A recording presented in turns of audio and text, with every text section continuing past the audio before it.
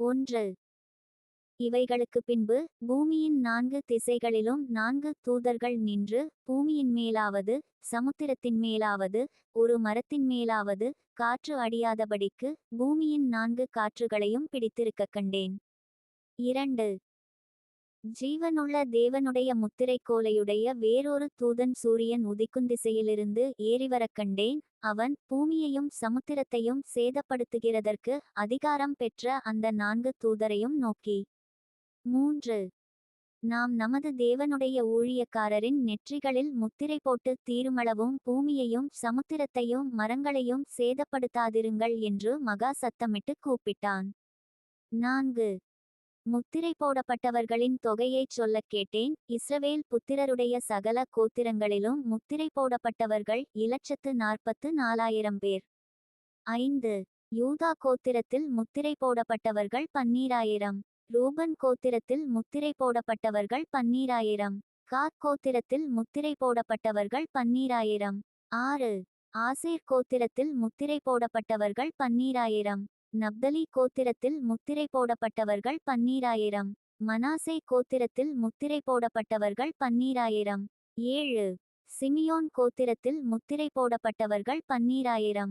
லேவி கோத்திரத்தில் முத்திரை போடப்பட்டவர்கள் 12,000. இசக்கார் கோத்திரத்தில் முத்திரை போடப்பட்டவர்கள் 12,000. 8. செப்புலோன் கோத்திரத்தில் முத்திரை போடப்பட்டவர்கள் 12,000. யோசேப்பு கோத்திரத்தில் முத்திரை போடப்பட்டவர்கள் 12,000. பென்யமீன் கோத்திரத்தில் முத்திரை போடப்பட்டவர்கள் 12,000. 9. இவைகளுக்கு பின்பு நான் பார்த்தபோது, இதோ சகல ஜாதிகளிலும் கோத்திரங்களிலும் ஜனங்களிலும் பாஷைக்காரரிலுமிருந்து வந்ததும் ஒருவனும் எண்ணக்கூடாததுமான திரளான கூட்டமாகிய ஜனங்கள் வெள்ளை அங்கிகளை தரித்து தங்கள் கைகளில் குருத்தோலைகளை பிடித்து சிங்காசனத்திற்கு முன்பாகவும் ஆட்டுக்குட்டியானவருக்கு முன்பாகவும் நிற்கக் கண்டேன். 10. அவர்கள் மகா சத்தமிட்டு, இரட்சிப்பின் மகிமை சிங்காசனத்தின் மேல் வீற்றிருக்கிற எங்கள் தேவனுக்கும் ஆட்டுக்குட்டியானவருக்கும் உண்டாவதாக என்று ஆர்ப்பரித்தார்கள். 11. தூதர்கள் யாவரும் சிங்காசனத்தையும் மூப்பர்களையும் 4 ஜீவன்களையும் சூழ நின்று சிங்காசனத்திற்கு முன்பாக முகங்குபர விழுந்து தேவனை தொழுதுகொண்டு, 12. ஆமென், எங்கள் தேவனுக்கு துதியும் மகிமையும் ஞானமும் ஸ்தோத்திரமும் கனமும் வல்லமையும் பெலனும் சதாகாலங்களிலும் உண்டாவதாக, ஆமென் என்றார்கள். 13. அப்பொழுது மூப்பர்களில் ஒருவன் என்னை நோக்கி, வெள்ளை அங்கிகளை தரித்திருக்கிற இவர்கள் யார்? எங்கேயிருந்து வந்தார்கள் என்று கேட்டான். 14. அதற்கு நான், ஆண்டவனே, அது உமக்கே தெரியும் என்றேன்.